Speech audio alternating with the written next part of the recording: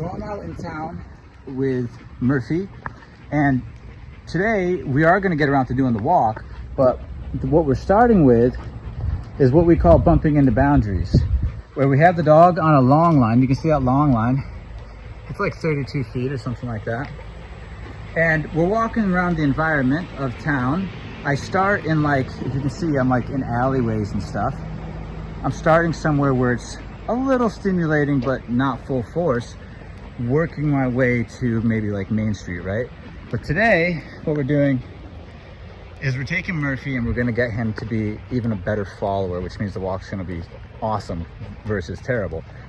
But we have to do that by allowing him to bump into boundaries. If I come in right now without doing this before doing heel, and I start trying to get him to heel with me, I'm gonna have a big fight, a big mess, because he's gonna be bucking around. He's gonna be saying, I don't want to, I want to go do this and I want to go do that.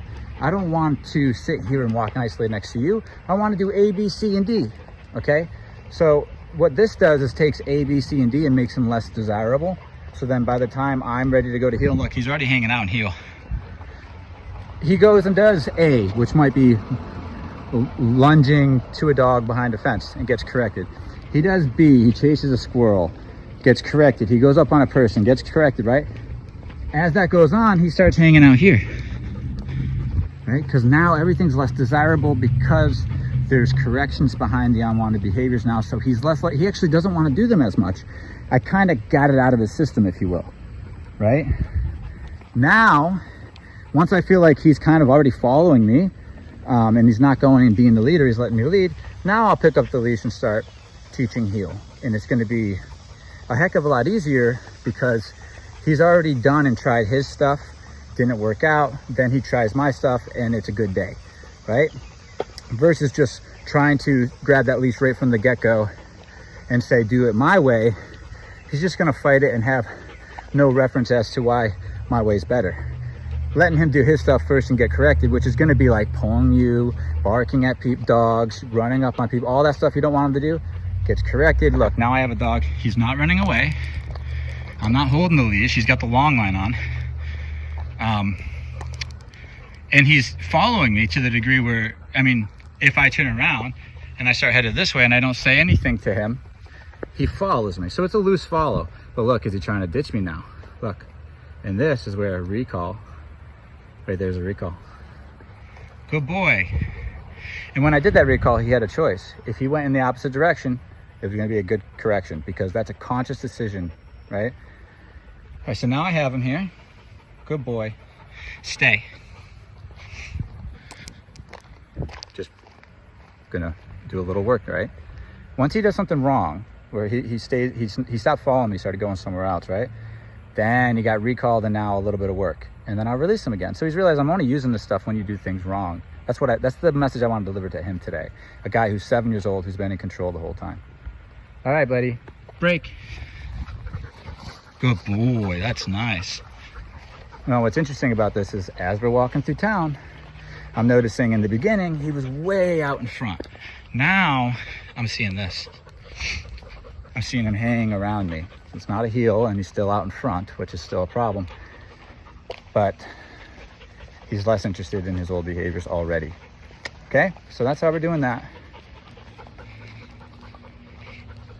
I'm gonna stop, I'm not gonna say anything to him. He notices me stop. I'm gonna turn around and go this way. If he might think he's gonna stay, I say break, but he gets to choose. Does he come with me or does he go away? Oh, this is good. Good boy. That was a good moment, and now we're about to walk away with his dogs, but that was a good moment. Good boy. Because he had a choice. He could have went away from me in that moment. So I'm just testing his loyalty. Look what he's doing. Good. As soon as there's barking dogs, he puts himself on the heel. The heel's becoming the safe place. Okay, these dogs are really crazy. Good. I've been by them before. So once we walked for a while and we seen, you know, he was hanging around me because he had already tried all this stuff. Now I feel like I pick up the leash and then I start giving him guidance and I start showing him exactly that position. Good boy. And it's much easier, and guess what? He's more receptive. He's less, it's not falling on deaf ears, right? Before it would been, you know, he wasn't paying attention before. Now he's paying attention, and he's practically saying to me, hey, how do I walk around here like successfully? And I'm like, oh, let me show you. And then he starts doing it, and he's like, this is nice. If I walk with you right in this position here, it's a nice walk. And there's another surprise, a dog behind a fence. But look what we got here. Good boy. Look at that concentration. Good boy. Look at you. That's nice. He's purposely keeping himself at that leg like a good boy. So lots of progress there. Very good stuff. I'm seeing him going to follow mode, right? 7-year-old who's pulled and been reactive for pretty much his whole life is starting to rewire his responses. All right. Let me stop. Very good boy. Nice sit. Very